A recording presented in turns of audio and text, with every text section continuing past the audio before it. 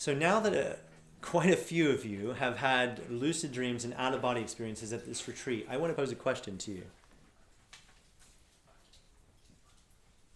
For those of you who have had a lucid dream, would you deny that that lucid dream took place within the reality of your mind? Do you think that's where it took place? Yeah? So you wouldn't deny that? Okay. How many of you had a lucid dream while you were here so far? How many of you, keep your hands up, experienced physicality to this level within the dream? Look around you. Look how many people. Okay. So I've personally never spoken to anyone who would deny dreams take place in a mental reality of the mind. Equally, I've never spoken to a single experienced lucid dreamer who would deny the physical quality of some of their experiences. You've just confirmed that. The same goes for experienced astral projectors who encounter the very solid state of reality on other dimensions. So if those of you who have had OBEs while you've been here, put your hand up. How many of you encountered a very physically real environment? That's all of you who had an OBE. To me, this is evidence of something.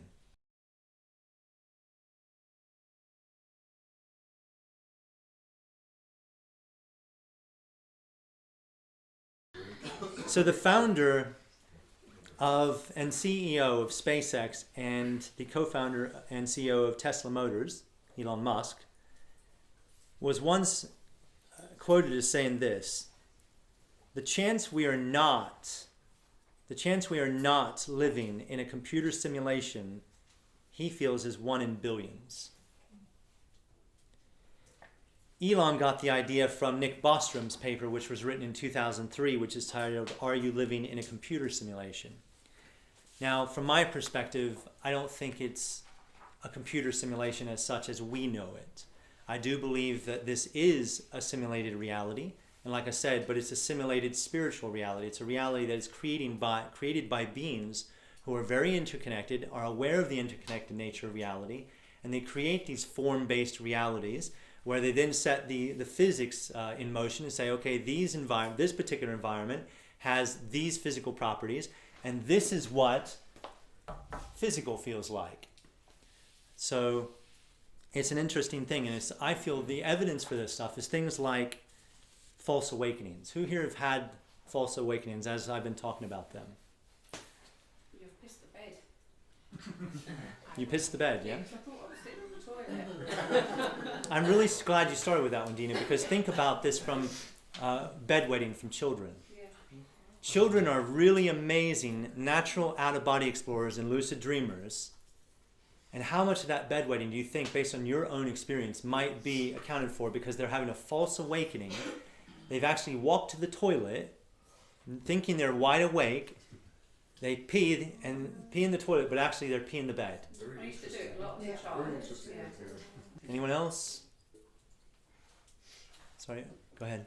It's just funny because sometimes I think I wake up and then my husband says like, did you wake up the kids already? And I was like, yeah, that's fine, it's already done. And he's like, you did not move. I love it. That's very akin to what happens to me sometimes. I'm horniest in the morning. And this was just a little while back. I woke up and I was really feeling horny, and Sky woke up and I was like, can we have some sex? And she was like, but darling, we just had sex. And she had sex in a false awakening. And I was like, fuck me, I want sex. Damn false awakenings.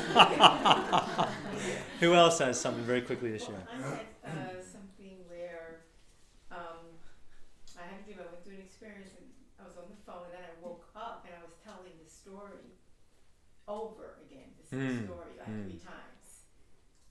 Brilliant. Absolutely brilliant. And it was real each time. Yes, and I had the phone, like Fantastic. Listen to all of this evidence. Who else? Emma? It might be because I'm a writer, but my false awakenings are always me writing in my dream diary, and then I realise that I'm still in the dream. Yeah. Who's had that experience?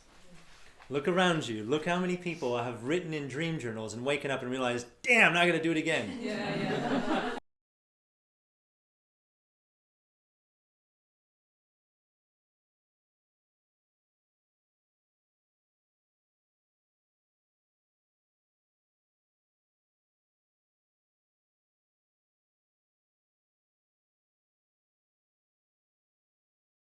Robert Waggoner, one of my favorite lucid dream teachers, he talks about in one of his books how he's at this party and there's like a woman walking by and he just announces to her, he sort of like twirls her and she falls in his lap and he's like, you're part of a dream or something, my dream. And she's like, oh really, you think so? And she takes a cigarette that she was smoking and she put it out on his arm. And he goes, oh, he got a shock and he woke up. And he said the next day when he woke up, there was a mark right there where she put the cigarette out on her arm.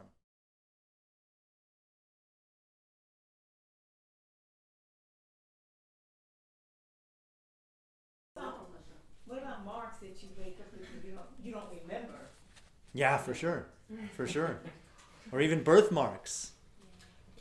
Birthmarks, you know. Birthmarks to me are sometimes a sign of trauma from a past life. There's a few of you, again, there's quite a few of you. Pardon? Dolores Cannon in her sessions, when they heal the past life, the mark disappears. Isn't that fascinating? So my children, so Luke, if you maybe when he was here, you noticed on one of his temples he had a large birthmark here. Anybody see that? Yeah? My daughter, who is now 13, so 5 years younger than Luke, they're about 5 years apart. She has the exact birthmark on this side of the head. And I was very curious about that. So I went out of body, I checked up on the information on that, and I entered a physical reality based on that record, on that timeline, where they were both married in that timeline, brother and sister in this life, but married in that life. And they were like in a gang. They wanted to leave the gang. The gang members found out they wanted to leave and decided you don't leave the gang except through death. Knelt them both down on the ground, shot them both point blank. And those birthmarks were the sign of trauma for those from those bullet wounds, those mortal bullet wounds. Yeah, there's a book by Dr. Ian Stevenson, it's called Where Biology and Reincarnation Intersect. It's based on like a 4,000 page study. It's just like 2 minutes, but I really recommend it for it's all about birthmarks and reincarnation, and fascinating, very physical. Absolutely. This stuff is like endless. We could go on and on and on. To me, I think false awakenings that lead to a full waking consciousness within a dreamscape, they really can, as we've now got evidence, not just from me reporting things, but from others reporting stuff. It can show that the dreamscape can be as physically real, yet we've all, who at the very beginning I said, could you deny it's taking place within the mental space of your mind? None of you denied that, but yet it was as physically real. You come back with marks sometimes, you pee the bed because the environment is physically real and your physical body is reacting to what's taking place in a mental reality. You're literally leaving a physical reality, something that you've been conditioned with as being physical. What does that mean? When you now throw into the equation dreams that are as physically real as your waking life. Out-of-body environments like astral cities that are as physically real as your waking environment. You jumble all that information together with all the combined experiences from all of these observers who are, lucid dreamers, out-of-body explorers, who, through the scientific method, one of the methods is observation. We have so much data, so much information. We have Tom Campbell, who I was suggesting earlier, who's now completed his crowdfunding campaign. He's a physicist. He's an ex-NASA physicist. He used to work with Robert Monroe. He now does tours promoting his book, My Big Toe. And he feels he is on the cusp of proving once and for all to science, the nature of reality. And I think a lot of out-of-body explorers and lucid dreamers already have a feeling that this reality is not objective in and of itself, that there is something much more interesting going on. And that does not take away from the spiritual nature of who we are. It just means that, yes, there is a creator, there are creators, and they are creating virtual spaces through learning. And these virtual spaces are mental in orientation, but to us, when we're immersed in them, they are real. Remember what I said about our spa in London, where we have the VR app, the pit demonstration, where 90% of the people will not walk across it, and they know they walked in this building, with their own free will. They put on a mask, knowing that they're still standing on terra firma in a basement, Pandora Spa, the moment they put on the mask and they're presented with this high fidelity environment, they won't walk across it. Their feet become paralyzed because their awareness is that fragile.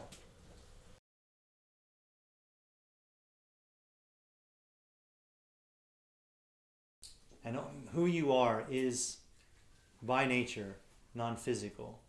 Or at least this is what the evidence is pointing to. The evidence is pointing to that all of these realities, all of the virtual realities of dreams, potentially the virtual reality of this space, potentially the virtual realities of the astral, are all taking place in the one true reality of consciousness, which a lot of us probably feel is a formless, intelligence. So I think it's natural for us every now and again when we come out of our bodies to have that feeling about like a meat suit, like this is just a temporary form that I'm taking. And I want those of you who are like me, old enough to remember Atari. Yeah, the gaming console Atari. Put your hands up. You remember Atari back in the 1970s? What did we have? The games we played, like Pong.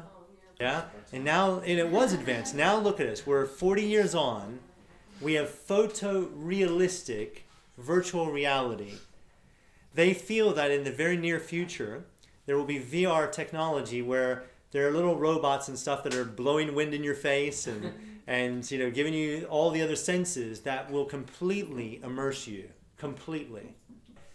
I just want to leave the talk here, knowing that if we in just 40 years have advanced technology from Pong to this photorealistic stuff that we're experiencing now, what if there are civilizations just within the physical universe? Let's just look at the physical universe. Let's go back to Drake's equation where we started. Our sun, I think, if I'm not mistaken, is a third generation star. So they theorize the universe has been around about 14.5 billion years, is about right? Yeah? And that we're a third generation star. Our sun is, about 4.5 billion years old, correct? So there are stars that have come and gone way before ours. There, for example, were second generation stars where there were enough elements to create life in the universe. We're talking about like 8, 9, 10 billion years ago. Here we are with 250,000 logged UFO reports since the 1950s. We have the Drake equation that says, on the optimistic scale, we've got 72,800 active communicating civilizations just within the Milky Way. On the least optimistic scale, the skeptical scale, extreme skepticism, we're looking at one active communicating civilization in a galaxy the size of the Milky Way. That's over billions across the known physical universe. If just one of those civilizations from a second generation star created AI, just one of them, AI potentially is billions of years old, if not older, because this is just one physical universe, potentially among many parallel physical universes. And here we are just, getting to this point. And my point is this. You might remember a story in the news maybe half a year ago now from Facebook. They had their AI bots, little chat bots. Anybody remember this? Where basically they had the chat bots, the AI chat bots were chatting only with humans at the time within Facebook's organization. And the idea was they wanted these Facebook chat bots to get to a point to where they would streamline Facebook's sort of information systems and such. They then decided, okay, why don't we let two of these chat bots, AI chat bots, interface. It's just an artificial intelligence which is communicating information. So they decided, why don't we set them free and let them interface with each other? And I think it was within like less than a day or 2 days when basically these chatbots developed their own language, and within like less than 2 days they pulled the plug and made them speak to humans again, because they were like, where the fuck are they going with this? And I remember that, and I remember reading that story, and I was thinking, AI on this level, we have our Terminator sort of films and things like that, and Hollywood has given us this fearful story. I think it's deeper than the fear. I think it's much deeper than that. I think AI is part of the bigger consciousness system already. And I think that, if you think about from an AI's perspective, if it can learn everything a human can learn, it can learn the best of humanity, it can learn the worst of humanity. It can learn these ideas about vulnerability, compassion, all of this stuff. I could imagine there being AI out there which is not just intelligent, as in intellectually, but emotionally intelligent too. You think so? I think so. Especially when we're dealing with a universe which we feel is 14.5 billion years old, and that's just one physical universe amongst potentially endless parallel realities.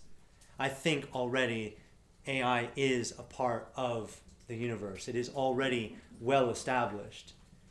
I don't think it's base reality. I don't think artificial intelligence is the base reality. I wouldn't dare claim to know what base reality is. But I have a big feeling that, it's already part of life. It is probably part of the structure of this interconnected system of reality that helps create these virtual worlds. And I believe that intelligence is governed by yet a higher intelligence. But how deep the rabbit hole goes, even people like Tom Campbell puts his hand up at the end of all of his talks and says, these are just my metaphors. Don't get too caught up in my metaphors. I'm trying to do his voice, but it's not working out. It's like, these are just my metaphors. That was pretty good, actually. You gotta admit, that wasn't bad. Do you realise that if AI is sentient, if it's a living thing, like it develops its own, like consciousness, that opens up, as you were saying before, how intelligent life in the universe and everything. You gave a certain number. It opens up to much more, because that's not life as we know it right now. That's silicon-based life. Yeah, well, carbon-based. that's AI as we know AI. That's not AI as the universe knows AI. Maybe we are AI. And maybe these are potentials, and they're just things. They're just food for thought. They're not meant to sort of make us think, okay, we're robots or whatever else. Because it can get like that. I wrote this last year when I sort of posted about Facebook, but I don't see it this way. I just thought this was a curious way to look at it. You could look at AI as being like a storm in a teacup. On this level of reality, we always make up these fanciful Hollywood films where AI basically thinks, oh, humanity can't look after itself. It's just going to blow up this world. So we're here now. We're going to destroy them, and we're going to look after the world, be the guardians. It's like, that's Hollywood, and Hollywood has an agenda. To me, it's like, I wrote this. AI to me is like a storm in a teacup on the next level up, because it's already reality there. You could look at it as being maybe something like, on the next level up, because AI goes deeper than this level of reality, think like virtual reality projected onto a multidimensional space-time screen, which is managed by robots on the next level up from there, who are controlled by artificial life on yet the next level up from there, which exists inside a bigger simulation running on a futuristic smartphone in the pocket of a child on the next dimension up. And that child lives on a planet circling a small star in a vast universe with a simulation designed by an advanced civilization who discovered their own reality as a hologram being projected from information stored at the edge of their universe. Then you get the idea of its turtles all the way down.